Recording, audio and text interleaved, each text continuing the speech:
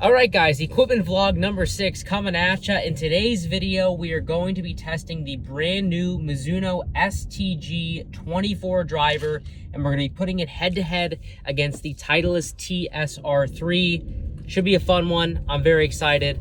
Let's get into it.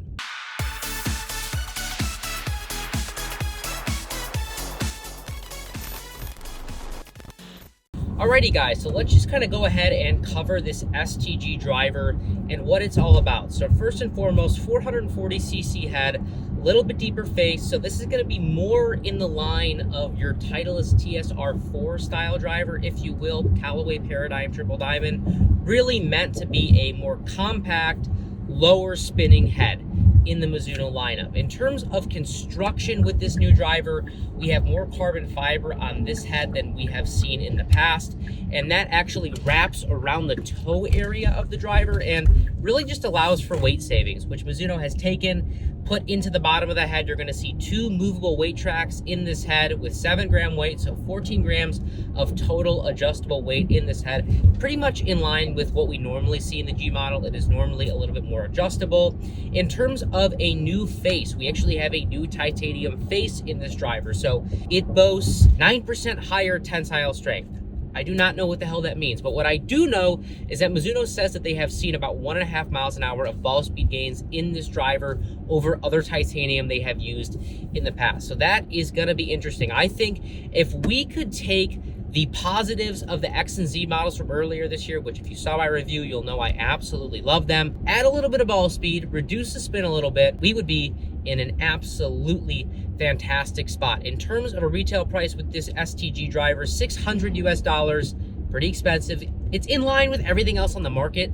I'm just shocked we're at a $600 driver. It's pretty crazy to me. In terms of a stock shaft, you're gonna be looking at the Project X Hazardous RDX Smoke Green in this driver. So very, very stiff, fast swingers golf shaft for people who need it and who can load it, and very aggressive in transition. That's going to be a decent option for you. In terms of stock lofts, you have 9.5 and 10.5 degree heads. Kind of interesting. The 9.5 is going to be the only one available for left-handed golfers, but I'm a little bit surprised, generally speaking, that we didn't see like an 8, 8.5, and 9.5 degree heads. I'm a little surprised that they went with 9.5 and 10.5, especially considering the fact that this is supposed to be the faster swingers, low spin driver. Just seems a little bit high in terms of stock lofts, but nonetheless, you know, it is what it is. In terms of how we're going to go about this testing, we're going to take this STG driver out on the range. We're going to mess with it in 2 different positions. We're going to have the weights all the way back and then the weights all the way up, kind of see how launch and spin changes when you move those weights around. And then we're going to compare it to TSR3. Now, our TSR3 is a 9 degree turn down to 8.25. The STG is a 9.5 turn down to 8.5. Both of these drivers are built up the exact same way. I think that that's very important when you're going to do head-to-head testing. And both of these drivers are built up with Aldila Synergy Blue 70TX driver shafts, tipped 1.5 inches at 44 3/4 inches. So not my current gamer driver shaft, but one I have used in the past with some success. So we should be able to give you guys a pretty solid test in terms of how these drivers stack up against one another. I'm very excited. We'll be out here at the golf course shortly. Should be a fun one. Let's get it. Alrighty guys, so the way we're going to work through this testing, as I mentioned, we've got the TSR3 here, we've got the Mizuno STG here, both built up the same way. We're going to start with the STG 9.5, turn to 8.5, weights in the back, kind of get some idea as far as numbers go, how it feels, you know, what we're seeing as far as forgiveness, etc. Then we'll move these weights up, kind of see how launch and spin changes, and then we'll get the TSR3 out and kind of put a head-to-head. So, first and foremost, kind of looking down at this STG, looks really good. They've done a good job at making the driver look compact, but not overly small. You know, the one issue I really have with like a TSR4, for example, is it just looks really small. Like, you can pretty clearly tell that it is the smallest head in the lineup. Love the Running Bird logo. Love the carbon fiber. I do wish it was matte carbon fiber, not gloss, but, you know, beggars can't be choosers, unfortunately. All right, decent start. Feel pretty much that familiar Mizuno feel that you're probably used to if you've hit Mizuno drivers in the past. It doesn't feel overly hot. It's kind of as if like a Paradigm and a Stealth 2 Plus had a kid. There's a little bit of hotness, but there's a little bit more crunchiness, if you will. In terms of numbers there, good start, 163 ball, 2300 spin, 13.7 launch, 291 carry. All right, that was a little bit more of a toey draw. Felt good. 165 ball, 2350 spin, 13.2 launch, 292 carry. So in terms of numbers right off the bat, I mean, it seems low spin. Even with these weights all the way in the back, 2300 spin is very, very on the lower end, definitely, for sure. In terms of ball speed and stuff, very solid. I mean, it's a little bit cold today. I'm not swinging it super fast, so to be in kind of the mid 160s is not too bad. Pretty straight one there. 164, 291, 2160 spin, 12 launch. I mean, I'm not going to try to intentionally miss one here, but I'm kind of curious to see how this thing does as far as misses go. Maybe we will try to intentionally toe one a little bit. All right, try to toe it, a little bit bigger draw. Not done too badly though. I mean, still a decent flight, just maybe a little bit of a bigger draw. 164 ball, 287 carry, 2534 spin, and 13.3 launch. Try to go ahead and heel one here. All right, that was pretty heely. 157 ball, 261 carry, 3200 spin, 13 launch. So definitely a drop. I mean, kind of what you would expect. That was pretty heely. But I mean, in terms of like how the ball flight looks as far as forgiveness, it's not like they're crazy one way or the other. It's a little bit tough to try to test forgiveness on the driving range, but I mean, neither of those did too badly. You're just gonna see a little bit of a drop in numbers. Now, the real curious thing is when you move these weights up, does forgiveness drop pretty drastically? That'll be interesting to see. Pretty good. 163, 288, 2339 spin, 12.4 launch. I mean, just looking at the numbers right off the bat, they've accomplished what they're looking for in terms of making this a low spin head. Ball speed seems decent. It doesn't seem overly fast, but as we move these weights up, getting that mass a little bit more forward, we should see hopefully a little bit of a jump in ball speed. So we'll take these weights, move them all the way up. I think our benchmark is about 23 to 2350 spin, maybe about 164 ball on a good one, and 290-ish carry. So we'll see how that changes as we move these weights up.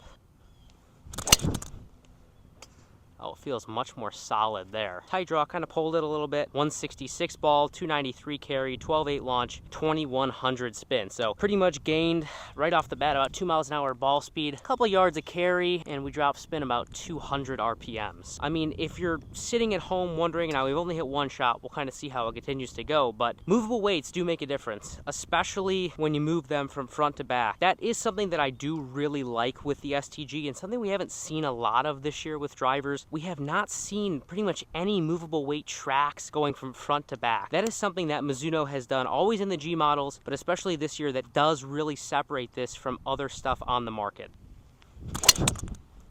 That was just a toey, geary left, 166 ball, 2000 spin, 287 carry. I mean, it's definitely not as forgiving. I'm gonna be honest. You can just tell. Like, I really just towed it and it just came out left in drawing. The beauty of being able to move the weights up is you really can change spin. I think we've dropped it, 250 to 300 RPMs. We picked up a little bit of ball speed, but if you're somebody who struggles to find the middle of the face, maybe you don't have the greatest fit in terms of shaft, it is probably gonna be a struggle in terms of keeping it in play.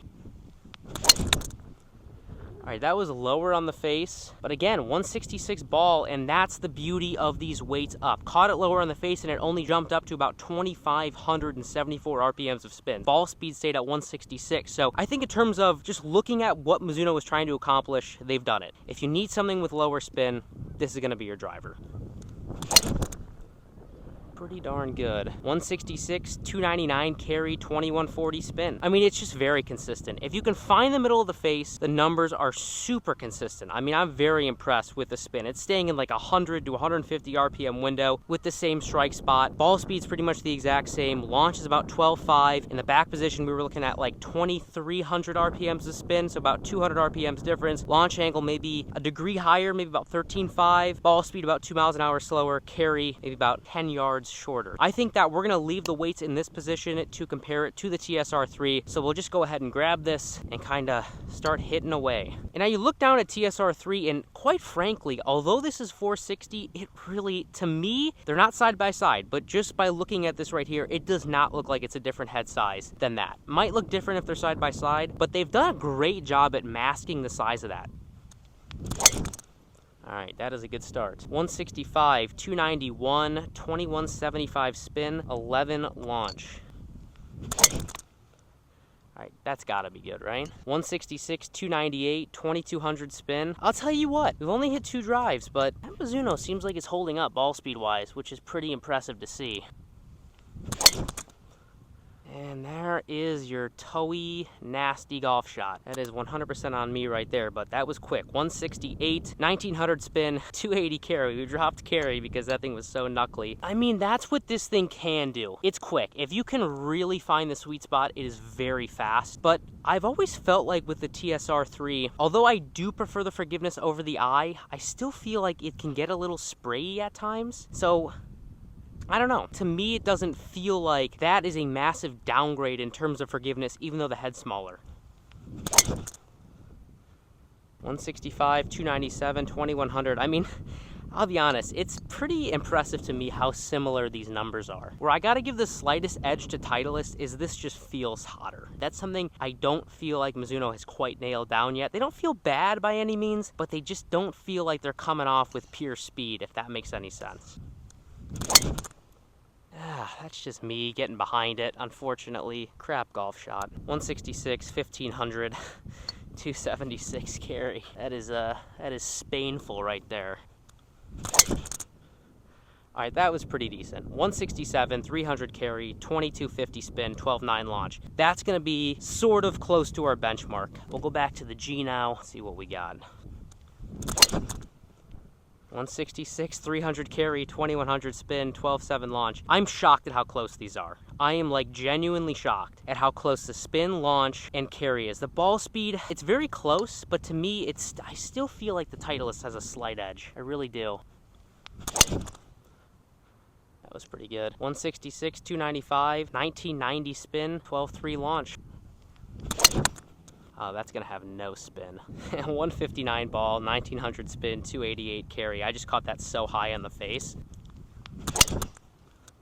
Oh yeah, that was killed. 165, 296, 2000 spin, 12.6 launch. I mean, yeah, man, it's pretty good. It's pretty good. But we'll go a couple more with the TSR. That was pretty much as good as I could hit it. 166, 294, 2100, 11.2 launch. Like, the numbers are eerily similar. They are genuinely so freaking close in terms of launch, spin, and carry. It's like crazy. And I mean, there's gonna be a little bit of discrepancy because we're using range balls, but it seems like on average, we're about a mile an hour faster with the TSR3 as opposed to the Mizuno STG24. But aside from that, the numbers are very, very similar. Pretty interesting. That's pretty much as good as I could hit it. Yeah, 167, 298, 12.1 launch, 2280 spin. Yeah, I think that's pretty much the conclusion we've come to. We're about a mile an hour-ish faster with the TSR3, but aside from that, the numbers are very eerily similar. Feel, to me, a little bit nicer, a little bit hotter on the TSR3. But yeah, that's pretty much what we got. We'll do a little bit of a summary in the car. Good test. Alrighty, guys. So let's just go ahead and kind of talk about how our testing went yesterday with the STG24. We'll kind of break this thing down as best we can into some different categories. So first and foremost, starting with looks. STG, once again, I think is a driver that Mizuno has pretty much nailed from a looks perspective. And although I mentioned it a bunch, I'll mention it again. They've done a great job at making the head look more compact, but not tiny. It doesn't look like it's less than maybe 455 cc's. It just doesn't look like 440 to me, which, look, at the end of the day, everybody's gonna have their personal preferences. I think with a driver specifically, you don't really want it to look small. So I like the fact that they've masked a little bit smaller size by not making it look overly tiny. Additionally, the crown, very, very clean, very, very classic, but at the same time, it's got those hints of speed to it with the carbon fiber, which I like. If you watch these reviews a lot, you are gonna hear me complain about one thing specifically when it comes to the majority of OEM crowns, and that is the fact that this is not a matte carbon fiber crown, it is gloss. I don't like gloss finishes. I don't like glare, I don't like reflection, and so that is something I don't particularly love about the crown of the STG440, but at the same time, you can't really fault Mizuno because it's not like they're the only OEM that does it. In terms of the sole, again, really sleek looking, very, very well done. You have to give Mizuno a lot of credit. It always looks sleek, clean, but at the same time, there's hints of speed and kind of a little bit more of a modern look as well. So I really do, from a looks perspective, I think they've done a great job with the STG440. Getting into feel now with the STG440, and this is an interesting area for this driver and really just Mizuno drivers in general. I've never hated the feel of them, but there's just something that kind of lacks for me from a feel perspective. There's like a little bit of hotness off the face, but it just doesn't feel like, the way I mentioned it yesterday was, it just doesn't feel like it's coming off the face with pure speed. It doesn't feel like it's just overly hot. That's something that like Titleist has really refined over the last 3 to 5 years. And now, in my opinion, they're probably a leader in terms of feel in the driver category for sure, but just the metalwoods category in general. Getting into forgiveness now, and what I will tell you is coming into this review, test, whatever you want to call it, I really expected this driver to be pretty poor from a forgiveness perspective, and I was pleasantly surprised. Now, by no means is this a forgiving driver. If you're going out and buying this because of the forgiveness, you're probably making a poor purchase, but with that being said, I really don't find it any less forgiving than, say, a TSR3, for example, which is the one we were testing it up against today. It has been my current gamer for quite some time, and with the weights all the way back, it actually isn't too bad at all from a forgiveness perspective, and dare I say, maybe even better than, say, a TSR3 from a forgiveness perspective. Now, what I think is really cool about it is if you're somebody who needs a little bit more weight in the heel or toe, you can take some of that weight and push it off into the heel or toe, but also leave it further back in the head to give you a little bit more MOI. So because of the adjustability capabilities with this driver, I think you can make this thing super forgiving and fit your style of play really well. It always depends from a forgiveness perspective, but what I will tell you is that it is probably one of the more forgiving 440cc heads that I've tested in recent memory, and it's certainly not super unforgiving in the player's driver category. Now, as far as ball speed goes with the STG 440, once again, an area that surprised me a decent amount. When you have those weights all the way in the front of the head, it's pretty quick. I don't think it's faster than my Titleist TSR3, but I do think it's within a mile per hour, maybe 1.5 miles per hour. It's very close, and this is an area that Mizuno has come a seriously long way with in the last few years. I don't quite think they're a leader yet in the ball speed category, but they're coming along. That Core-Tech chamber, I really do believe it has made a difference for Mizuno, and it seems like this new titanium in the drivers, at least the STG, might be a little bit quicker. So hopefully in the next 3 to 5 years, they can really catch up with some of the market leaders, but nonetheless, it is a pretty quick driver. Now, in terms of workability with the STG 440, this is a little bit of a tough area because of the design of the driver itself. Now, because you can move a lot of that mass forward, it does allow you, the player, to have a really good amount of control over the face. But with that being said, when you get a driver that is very low spin like this one is, it can be tough to curve the golf ball, because at the end of the day, golf balls can only curve if they have enough spin. So while I do feel like this driver allows you a lot of control over the face, especially for the better player, it's tough to sit here and say it is super workable because it is just not super high spinning. All right, so that pretty much covers all of my thoughts, I would say, on the STG 440. And in terms of how I would rate this out of 10, I'm gonna give it a solid 8.6 out of 10. I think it's a very good driver. I think Mizuno has come a seriously long way in the driver category, but for me, it just doesn't quite stand out amongst the rest. Like, it's not the greatest feeling driver, it's not the longest driver, it's not the most forgiving driver. It does a lot of things very well, and what I will say is that Mizuno has accomplished their goal of making this a very low spinning head and something that does decently well at the majority of categories. For me personally, though, it kind of sits in that same area as, say, as Wilson Dynapower Carbon, for example, where it is good. It's just going to be a tough sell. It's $600 US.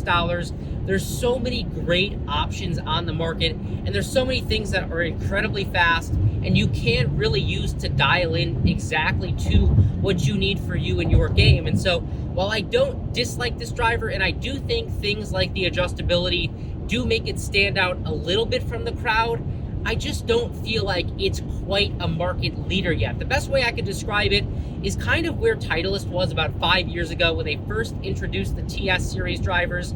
They started to make some serious headway in the driver and metalwoods category. Then once I got released, they kind of had non-staffers starting to use Titleist drivers, and now that TSR has released, they might just be one of the best drivers in the entire OEM market. So I think if we give Mizuno maybe 3 or 5 years to figure out certain things, maybe feel, a little bit more speed, a little bit more forgiveness, a little bit lower spin in the drivers like the X and Z models, I think they really could become a top 4, top 5 player in the driver category. But for me personally, with the STG, I just don't quite find it standing out amongst some of the leaders. Guys, that's a review. If you enjoyed it, be sure to give it a like. Comment if you have any questions at all.